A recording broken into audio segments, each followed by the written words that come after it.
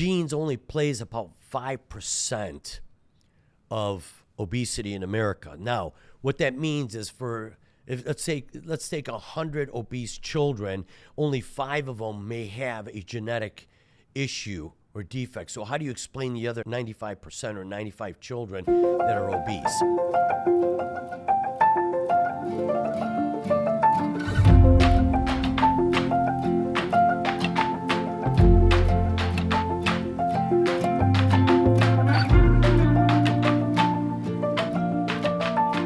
Welcome to the Health Quest Podcast, your guide to God's will for your good health. Hello, my name is Dr. Sal, and I've been a practicing surgeon for well over 30 years. And my goal for each episode is that you'll be able to have your mind transformed to God's design for your health and hopefully affect the way you eat and the way you live. If you're new here, we release a new episode every week, and if you enjoy the content, would you please leave us a good review? It really helps our ratings and allows our show to reach more people to help them improve their way of life. We thank you for your support. And on today's podcast, we're going to talk about genetics. So let's dive right into today's health quest. Today's health quest is really, it's not your genetics. So often, I would go up to my patients and I would ask them, how did you come to being 315 pounds at 5'2"? And of course, a lot of my patients were very open with me, but some of these patients of mine would say, well, my doctor said it's my genetics. Well, you being my patient and you having a family physician who referred you now makes you a mutual patient. And you got to be careful because we physicians talk about our patients, especially when we have some questions. And it's important for us to do that because this way we can communicate really the necessary information of what's happening so that we could treat you better. So when I would go up and talk to your doctor and say, well, Dr. Jones, I talked to Mrs. Smith and, I asked her the question why she was so overweight. And she told me that you said it was her genetics. And invariably, 99.9% of the time, your doctor will come up to me and say, I never said that. In fact, I told her she needed to go on a diet and start exercising. And so when you tell me it's genetics, well, folks, what we know today is that the rapid escalation and magnitude of the obesity epidemic outpaced the timeline required for genetic changes. And there was a covariant structured analysis study that was done in 2002, and that suggested that obesity is rarely a genetic destiny. And that was by Dr. Siegel in 2002. Dr. Galoo Kabani in 2005, she alluded towards a tendency of epigenetic fate in an obesity-promoting environment. So what this all means is that it's not your genetics, but your epigenetic interaction that leads to your physical build. Now you're saying, okay, well, isn't that genetics? No, it's not. So what is epigenetics? Well, epigenetics is the science of living DNA. Many of you may have seen a picture of a DNA that looks like a twisted ladder. But that's just dead DNA. That's just protein tissue. That's all it is. It is really the study of how our behaviors and our interaction with the environment, particularly how we eat, that can cause changes that affect the way our genes work. The DNA is like your hardware, and the epigenome is the software. So it's almost like saying, well, my computer has this kind of power, it has this kind of storage capacity. That's your hard drive. And with it, you can do anything that you want to do with it, depending on the information that you download or the software that you use to download onto that computer. So the epigenome does not change the DNA sequence. Your DNA sequence is always the same. In fact, folks, this is an interesting fact. Every single one of us has the same DNA sequence. Every human being. Now, you're going to say, well, if that's the case, how come we don't look the same? Very simple. I have green eyes, but I have the DNA for blue eyes, and I have the DNA for brown eyes. Fascinating. But it just so happens that my epigenome that controls the DNA told my DNA to make the type of protein that gives me green eyes, and that's the way that, now pretty much that is how a lot of this information is carried down from our parents. So the epigenome can change how your body reads that DNA sequence. And that's what I was saying, is that you've got all the different types of eye colors, but the epigenome tells the DNA, this is what you have to read, this is the protein you have to make. So epi, EPI, in Greek actually means over and above. And of course, the genome means the gene. So over and above the genes. The epigenome is really built around the DNA itself. So that's what really controls your DNA. Gene expression is a term that we use, and it refers to how often or when proteins are created from the instructions given to the genes. Epigenetic changes affect gene expression. So it could either turn genes on or it could turn genes off. Okay? Environment, your behavior, diet, exercise can result in epigenetic changes. This is amazing. Now, this is the kind of stuff that brings me closer to God, because of the fact that God is brilliant. It's amazing how God created us and all of his creation, whether they're birds and fish, trees, plants, vegetation, all of it. And you know, you say, well, what about evolution? Well, you got to understand what the term means, because I'm going to tell you something right now. The bottom line is that, like Albert Einstein said, there is no way that all this organization could have came out of chaos. There had to be a hand that controlled all this. I mean, a lot of people, there were some people that made a remark about me saying, you know, well, you're a little bit too scientific, or your terminology is a little bit more difficult to understand. Folks, if you take a look at the research that I do in this stuff, when you take a look at how all of this stuff works, it just keeps going on and on and on. The biochemistry and the chemical reactions, like I said, the snap of a finger, one cell, it was 100,000 reactions that just took place in one of my cells. And I'm made up of 100 trillion cells. You do the math on that. That's what's happening. You're seeing me as a figure. You're hearing my voice. You're looking at the colors of my shirt. Let me tell you something. There's all this stuff that's happening in your body that you don't even realize. And so that kind of control, God basically built in our body. So let's go back to the, I get so impressed with how God made us. I mean, it's just amazing. But the epigenome are really proteins called histones. And what it looks like is like eight ping pong balls. Think of 8 ping pong balls kind of clumped together. And then they have these little tails that project from this cluster. Now the DNA, and remember we said it's like a twisted ladder, starts to wrap around these histones, creating repeated units that look like beads on a string, okay? And these are called nucleosomes. Altogether, the DNA and histone proteins are called chromatin. So when we talk about DNA, we're going to learn something here today, folks. That's half of your genetic makeup. You've got these histone proteins and all these tails and all these other molecules, and it all wraps around, you know, the DNA wrap around it, and they just look like clusters. Now, you got to remember, like a bead on a string, okay? And this is what we call chromatin. So really, it's your chromatin.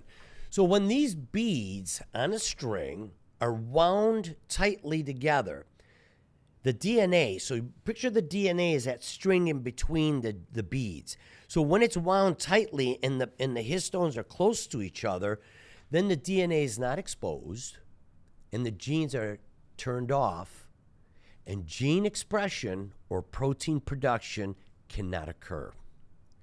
When the beads on the string are opened up or they're stretched out, now the DNA in between is exposed and the genes can now get turned on or expressed and proteins can be made. fascinating. So what causes the beads on the string to wind or unwind? It's the electromagnetic charges created on the histones that causes them to attract or repel each other. And these charges can be modified by adding or taking away specific chemical groups. And there's a bunch of chemicals like the methyl groups, acetyl groups, phosphorus groups, ribosylated groups, ubiquination. So these are fancy terms, and these are basically carbon molecules with hydrogen atoms attached to the carbon. And some of them have phosphorus or just the phosphorus group. They could attach to these tails, they could attach to the histones, or they can even attach to the DNA. So there are 3 types of epigenetic changes. And the first one is the DNA methylation. So a methyl group, which is a carbon atom with 3 hydrogens attached, get added as a chemical to the DNA, almost like a lollipop or stop sign that kind of like the lollipop in the stick or the stop sign goes to a specific part of the DNA ladder, and it now prevents the DNA from being read. So it turns that DNA off. And so no protein can be made. Now you're saying, well, what kind of protein are you talking about? Protein could be a hormone. It could be a neurotransmitter that the neurologic system uses. It could be a structural protein to help make part of the cell or make muscle or make bone. That protein could be an enzyme which catalyzes or helps to facilitate a chemical reaction. Okay? Now, if you remove that molecule, you remove that methyl group from the DNA, now it actually can allow the DNA to be read. And then you can actually produce. So these methyl groups or these little lollipops can go on the DNA and turn them on or turn them off, shut down protein production or turn on protein production. And some of these enzymes could be used to either make fat or break down fat. Interesting. Depending on what you put into your body. Now, the other histone modification is where the chemical groups we talked about earlier, the methyl group, the acetyl group, the phosphorylated groups, they bind to the histone tails, and then they modify their charges that then can open up the DNA and expose it to be expressed, or it could close it to turn it off. The other epigenetic modification is a non-coding RNA. Now, the DNA, when it opens up, it acts as a template. An RNA comes in and makes a copy of that template, breaks off from that DNA. The DNA then closes and shuts down. And that RNA now goes out into the cell, and it starts to pull the proteins together to start manufacturing the protein. So the DNA is used as a template to make this coding RNA. But it also makes a non-coding RNA. Now, what is that? Well, you have the coding, which forms the protein. So you got this RNA that makes this protein. Well, the DNA can now, depending on how it's controlled, makes a non-coding RNA, which binds to the coding RNA and prevents the protein production. So we realize that the epigenome is what controls the genes. And this also happens during fetal development. You got the epigenome that turns on or turns the genes off at specific times of the development. So in the study of embryology is studying how, from the time of conception to the time of birth, how the fetus is actually developing in the uterus. And it's fascinating because the epigenome is what turns on the gene to say, okay, it's time to make the arms. It's time to make the feet. It's time to make the liver. It's time to make the kidney. So they all happen at different times of development in the 10 months or the 40 weeks that the mother is carrying you. That's a miracle, folks. That is a miracle in and of itself. It's a miracle how God put these mechanisms in our bodies to work that way. And you have to understand something. This can be altered by what the mother eats or the chemicals that she's exposed to or even malnutritional effects. For instance, years ago, there was a medication called thalidomide. And for women that were having difficulty with miscarriages, they gave you thalidomide, which would then prevent you from miscarrying, and you would carry the child through and be able to deliver it like a normal delivery. The problem was these children were born with no arms or no legs, or part of an arm, or the hand would be attached to the shoulder, so they had no arm. And you had a bunch of deformed babies because of this chemical that supposedly was preventing the miscarriage, but was affecting the epigenome and the way it was directing the genes to make the body parts. Okay? Being exposed to chemotherapy or radiation, or what we talked about in one of our previous podcasts, these chemicals that we're being exposed to in the form of pesticides, industrial pollutants, and so forth. And these can also affect the differentiation and the proliferation. And these are terms that we mean the making of fat cells in the fetus. And that can also happen during times of famine. There were studies that were done during the world wars, how some of these people or these children that were born during a certain time period develop certain diseases later on in life, like 40, 50 years after they were born. And then they're starting to show now that it goes back to the time of what their mothers were suffering from during these wars. Being exposed to other chemicals, for instance, like radiation, chemotherapy, the bombs of Nagasaki and Hiroshima during World War II. All these chemicals that we're being exposed to now, they're showing actually increase the production of fat cells during fetal development. So we're actually being born with more fat cells with these chemicals that are in our environment. Also, they noted mothers that went through the wars that were malnourished, that children that were born from these mothers 40, 50 years later developed all these other diseases, and they're attributing it to the malnutrition during the pregnancy. So the other adding factor to that is what the baby eats in the first few years of the baby's life. Remember, processed foods versus home-cooked meals, right? We go off and we buy this packaged stuff that has chemicals in them. Anytime you process something, you're, adulterating it. You're altering its nutritional value and how the body breaks it down and processes it. And also, always going back there and taking a sentimental journey back to the microbiome, right? The gut bacteria. Because the gut bacteria becomes very important, and it starts at the time of birth. Vaginal births versus C-sections or cesareans.